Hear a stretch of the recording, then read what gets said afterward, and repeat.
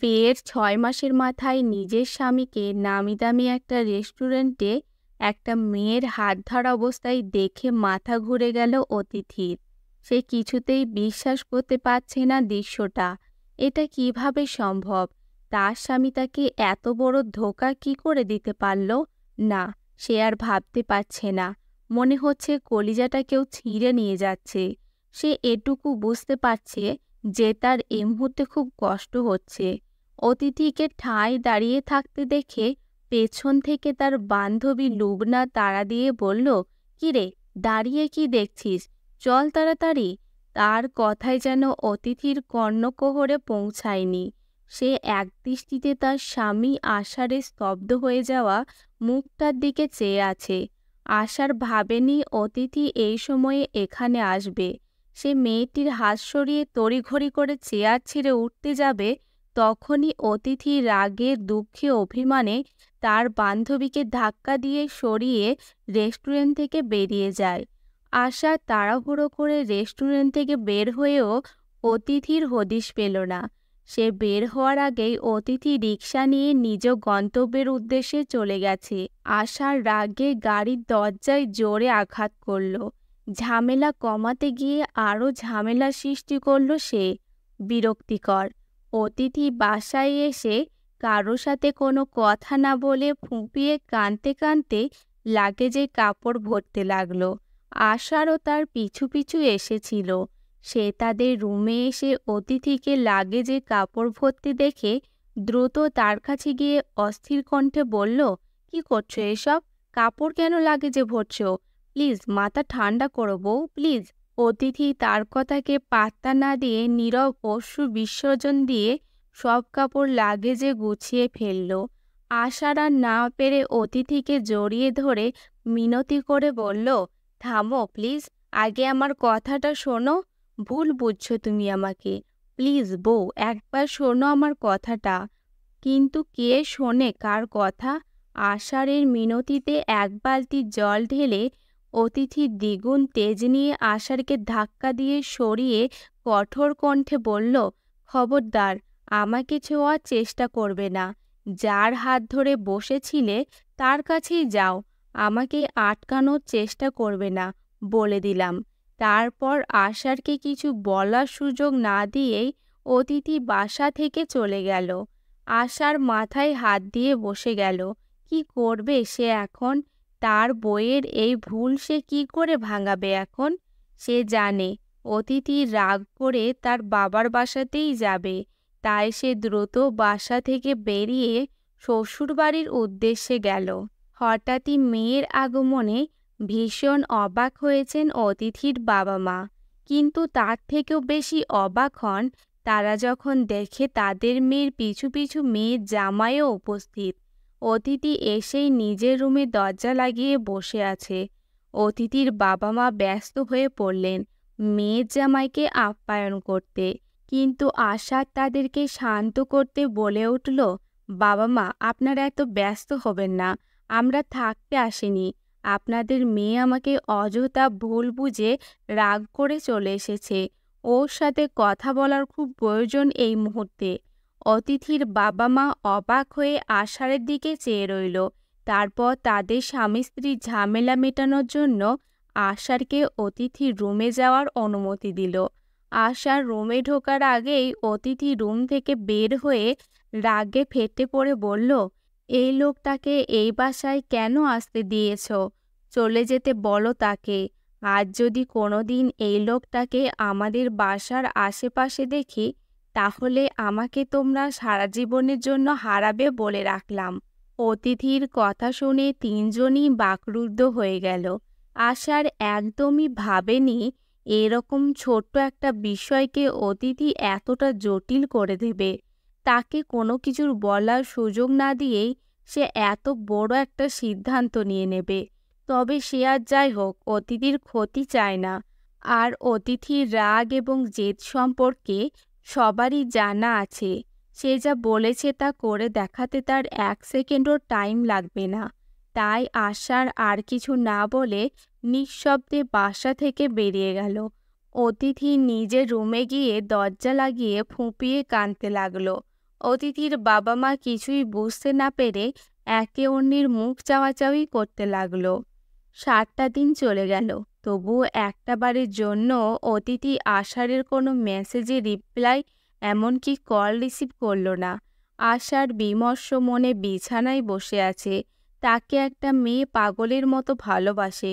সে বিবাহিত জেনেও তাকে বিভিন্নভাবে বিরক্ত করছিল।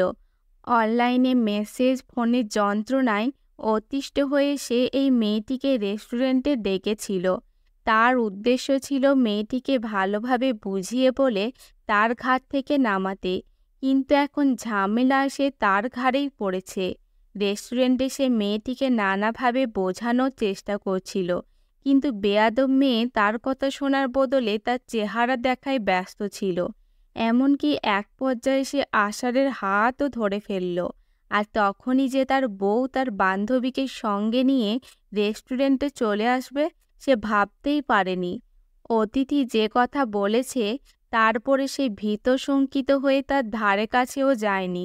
যদি সত্যি কিছু একটা করে ফেলে, তবে তার কি হবে? তাই সে আর রিস্ক নেয়নি। কিন্তু এভাবে থাকলে তো চলবে না। 1 সপ্তাহ হয়ে গেল, সে তার বউকে ছাড়া থাকছে না। কিছু একটা করতে হবে। তার বাবা মা, এমনকি অতিথির বাবা মাকেও সে সব সত্যি কথা বলেছে। তারা তাকে সান্ত্বনা দিয়ে বলল একবার অতিথির কাছাকাছি যেতে। আর আষাঢ়েরও মন মানছিল না। তাই সে সিদ্ধান্ত নিল যে সে আজকে অতিথির কাছে যাবেই, যা হওয়ার হোক। গভীর রাত, অতিথি কম্বল মুড়ি দিয়ে শুয়ে আছে। কিছুতেই দু চোখের পাতা সে এক করতে পারছে না। এই 7 দিনে সে শান্তিতে ঘুমোতে পারেনি।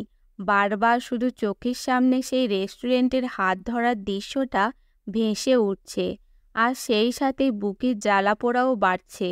আজ তার সবচেয়ে খুশি হওয়ার কথা ছিল, কারণ সে এমন একটা সংবাদ জেনেছে যা শুনলে দুনিয়ার প্রত্যেকটি মেয়েই খুশি হয়ে যাবে। সে মা হতে চলেছে। এর চেয়ে খুশির সংবাদ আর কি হতে পারে? তার খুশি লাগার সাথে সাথে ভয়ও কাজ করছে। আশা তাকে ভালোবাসে তো, নাকি তার সন্দেহকে সত্যি করে দিয়ে অন্য কারোর সাথে সে সুখী হবে? তাহলে তার কি হবে? তার বাচ্চাটারই বা কি হবে? তার সন্তান কি তার বাবাকে ছাড়াই বড় হবে? অতিথি এসব ভেবে নিঃশব্দে কাঁদতে লাগলো। হঠাৎ তার মনে হলো তার রুমের দরজা খুলে কেউ এসেছে। কে আসবে এত রাতে তার রুমে?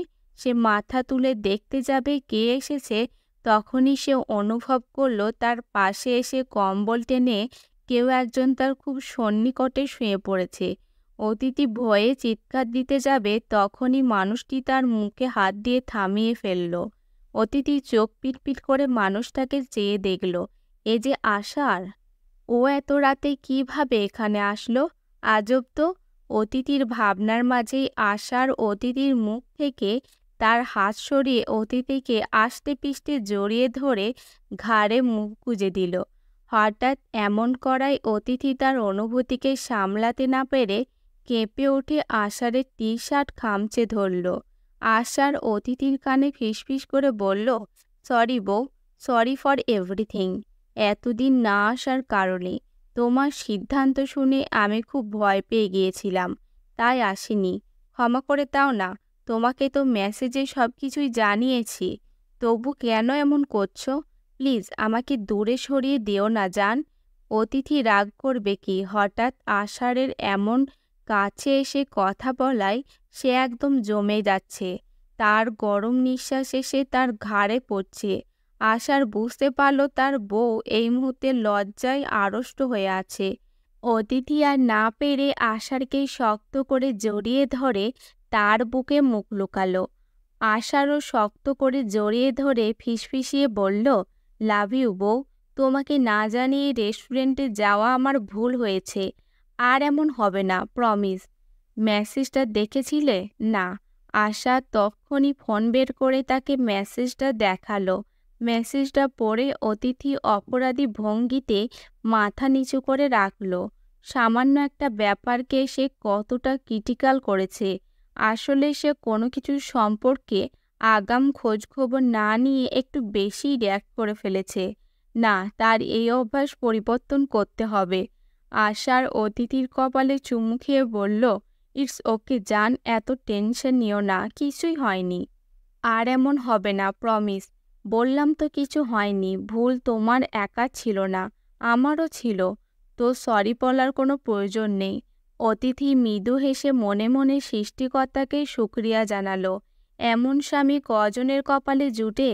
সে যা করেছে সেখানে আশার না হয়ে অন্য কেউ হলে নিশ্চয় তাকে ধরে আছাড় মারত। সে আষাঢ়ের বুকে লেপ্টে থেকে কেঁপে কেঁপে বলল, একটা কথা বলবো? হুম, তুমি বাবা হচ্ছ। আশা তক্ষুনি মাথা উঠিয়ে অতিথির মুখের দিকে তাকিয়ে বলল, কি বললে? সত্যি আমি বাবা হব? অতিথি লজ্জা পেয়ে বলল, হুম। আশার কি করবে না করবে ভেবে না পেয়ে অতিথিকে অনবরত চুমু দিতে লাগলো। এত খুশি সংবাদ এত তাড়াতাড়ি সে পেয়ে যাবে সেটা ভাবতেই পারেনি। অতিথি আষাঢ়ের অবস্থা দেখে হাসতে লাগলো। তুমি আমাকে সবচেয়ে আনন্দের সংবাদ দিয়েছ আজ। আমি কত খুশি যে হয়েছি তা তোমাকে বলে বোঝাতে পারবো না বউ। I love you so much বউ। I love you too. Aditi চোখ বন্ধ করে আষাঢ়কে শক্ত করে জড়িয়ে ধরে বলল, এই স্পেশাল খবরটা জানানোর জন্য চলো আজ একটু বেশি পরিমাণে ভালোবাসা দিই। আশা দুষ্টু হেসে বলল। অতিথি লজ্জায় মুখ লুকোলো আষাঢ়ের বুকে। ইস, কি লজ্জা! এই লোকটা এমনই একজন মানুষ যার সাথে অভিমান করে বেশি দিন থাকা যায় না। তবে মাঝে মাঝে অভিমান করা দোষের কিছু নয়। অভিমান করার কারণে দুটো মানুষের ভালোবাসার পরিমাণ আরও বেড়ে যায়। তবে সেই অভিমানটা সীমিত থাকা দরকার। না হলে শুধুমাত্র অভিমানের কারণে দুজনের মধ্যে একজনের অভিমান ভাঙানোর মানসিকতা থাকতে হবে। তাহলেই আশার অতিথির মতো সমস্ত কাপেলদের বৈবাহিক জীবন এবং পারস্পরিক সম্পর্ক দৃঢ় হবে আজীবনের জন্য।